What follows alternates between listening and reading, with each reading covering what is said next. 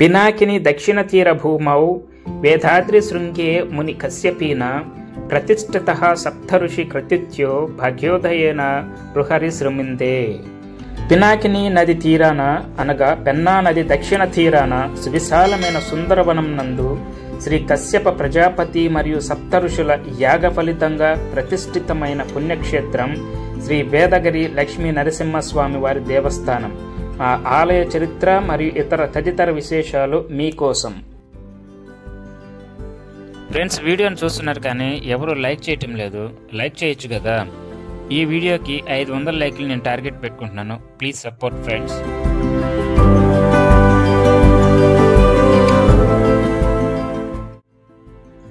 Hi guys, welcome back to my channel Nellore నిర్జానందాలు. నేను మీ శ్రీహర్ జంగం. అందరూ ఎలా ఉన్నారు? I'm back with a new video. మన ప్రీవియస్ వీడియోలో శ్రీ మల్లికార్జున కామాక్షితాయి దేవస్థానం గురించిన పూర్తి వివరాలు, హిస్టరీ, ఆమె యొక్క మహిమలు, ఏ విధంగా ఆమె భక్తులకు వరాలిస్తుందో అని తెలుసుకున్నాము. సేమ్ వే ఆ మహాక్షేత్రానికి దగ్గరలో ఇంకొక పుణ్యక్షేత్రం ఉందండి. అదే ఉగ్ర నరసింహుని యొక్క ఆలయం, శ్రీ వేదగిరి లక్ష్మీ నరసింహస్వామి దేవస్థానం అండి. ఆ దేవస్థానం యొక్క వివరాలు, దాని యొక్క విశేషాలు ఈ వీడియో ద్వారా మనం తెలుసుకుందాం. Without any further delay, let us get into the video.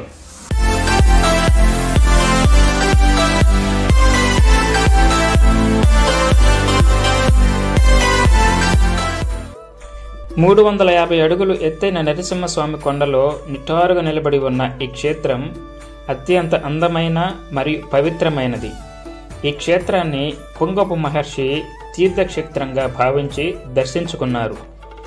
ఈ క్షేత్రం సింహపురి అనగా నెల్లూరు పట్టణానికి పశ్చిమాన 10 కిలోమీటర్ల దూరంలో పవిత్రమైన పినాకిని నది అనగా పెన్నా నది దక్షిణ ఒడ్డున అందం మరియు ఆనందాన్ని ప్రసరింపజేసే శ్రీ వేదగిరి లక్ష్మీ నరసింహస్వామి వైభవంగా వ్యాపించి ఉంది. క్రీస్తు శకము 970-995 నెల్లూరు సీమ పల్లవరాజుల అధీనంలో ఉంది. 1500 సంవత్సరాల క్రితం దీనిని పల్లవరాజులు విక్రమసింహవర్మ సింహం ఆకారంలో నిర్మించారు మరియు ఇది నృసింహ క్షేత్రంలో అన్ని జీవకళలో వికసించే ప్రదేశంగా పిలువబడుతుంది. ఆలయం నుంచి 500 మీటర్ల దూరంలో దట్టమైన అటవీ ప్రాంతంలో 7 ఋషుల పేర్లతో ఉన్న 7 తీర్థాలు ఉన్నాయి. వీటిని ఇప్పుడు 7 మూలాలు అని కూడా పిలుస్తారు. వేదగిరి అడవుల్లోకి అడుగు పెట్టగానే గాలి గోపురం కనిపించేలా నరసింహస్వామి నివాసాన్ని సందర్శించడం చిరస్మరణీయం.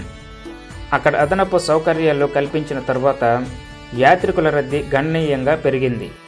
ప్రతి సంవత్సరం మే నెలలో ఈ ఆలయ బ్రహ్మోత్సవాలు చాలా ఘనంగా జరుగుతాయి ఫ్రెండ్స్. శ్రీవారి దశావతారాల్లో సద్యోజాతాలు అనగా గర్భవాసం లేని అవతార పరంపరల్లో నృసింహావతారం విశిష్టమైనది. మృగం కాకుండా, మనిషి కాకుండా నరజంతు సమ్మిళిత రూపంలో స్వామి ఆవిర్భవించారు.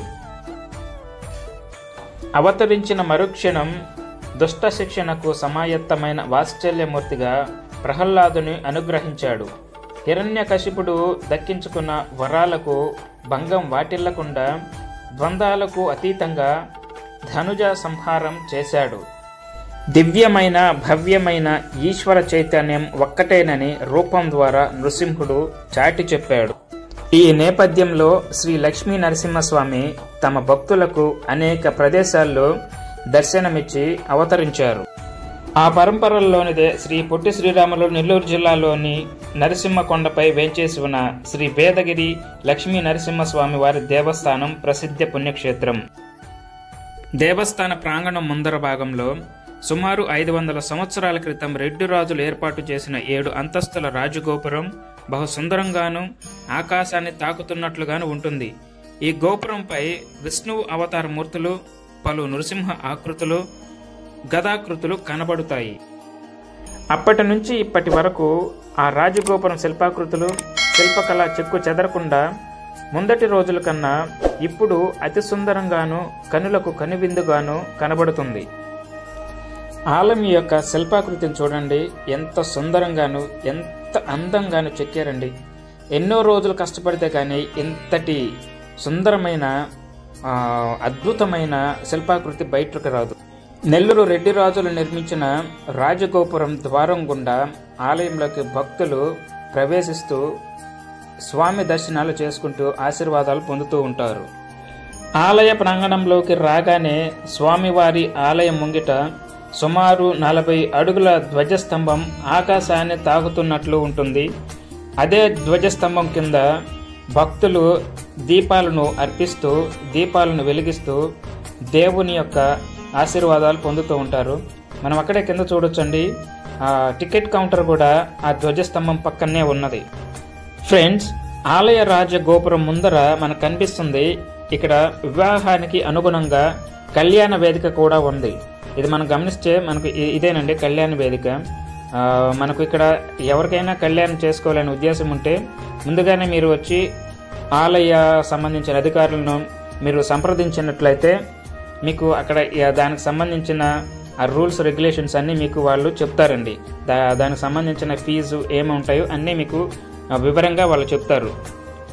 ఒకసారి స్వామివారి దర్శనానికి సంబంధించిన శీఘ్ర దర్శన టికెట్లు, దర్శనం మరియు దర్శన హారతి, అర్చన ఇటువంటి వాటికి సంబంధించిన వివరాలు మనం ఇక్కడ చూడొచ్చండి. దర్శన వేళలు, ఆర్జిత సేవల వివరాలు మనం ఇక్కడ క్లియర్గా గమనించవచ్చు. ఆలయ ప్రాంగణంలో ఆలయ సిబ్బంది భక్తులకు వాటర్ ఫెసిలిటీ, నిత్య అన్నదాన సదుపాయాలు ఇక్కడ ఏర్పాటు చేయడం జరిగింది. ఒకసారి గమనించండి. కృతాయుగంలో కశ్యప ప్రజాపతి లోక కళ్యాణార్థం మహాయజ్ఞం చేపట్ట సంకల్పించారు. 13 లోకాలు తిరిగిన ఆయనకి మహాయజ్ఞం చేయడానికి సరి అయిన ప్రదేశము కానరాలేదు. చివరికి భూలోకంలో పరిశీలిస్తూ ఉండగా అత్యంత రమణీయమైన పెన్నా నది ఒడ్డు కనబడెను. త్రికోణ ఆకారంలో యజ్ఞము ఆరంభించి మహాయజ్ఞం పూర్తయిన తరువాత తూర్పున అవైహాగ్నియందు శ్రీదేవి భూదేవి సమేత శ్రీరంగనాథుడు ఆవిర్భవించెను. నైరుతిన వైవస్య యాజ్ఞయందు శ్రీ వేదగిరి లక్ష్మీ నరసింహస్వామి, వాయవ్యమున గార్హ సత్యాగ్నియందు పరమేశ్వరుడు లింగాకృతిలో కొలువయ్యెను.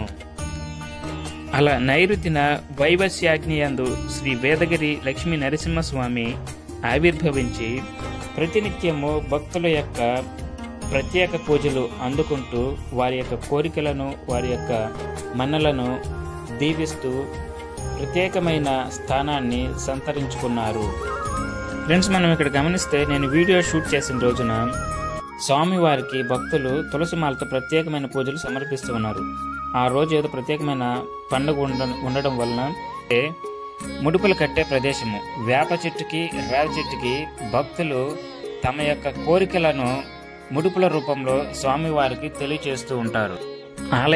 భక్తులు తమ యొక్క కోరికలను లక్ష్మీ నరసింహస్వామికి ముడుపుల రూపంలో ఈ విధంగా చెట్లు కట్టేసి తెలియజేస్తూ ఉంటారు.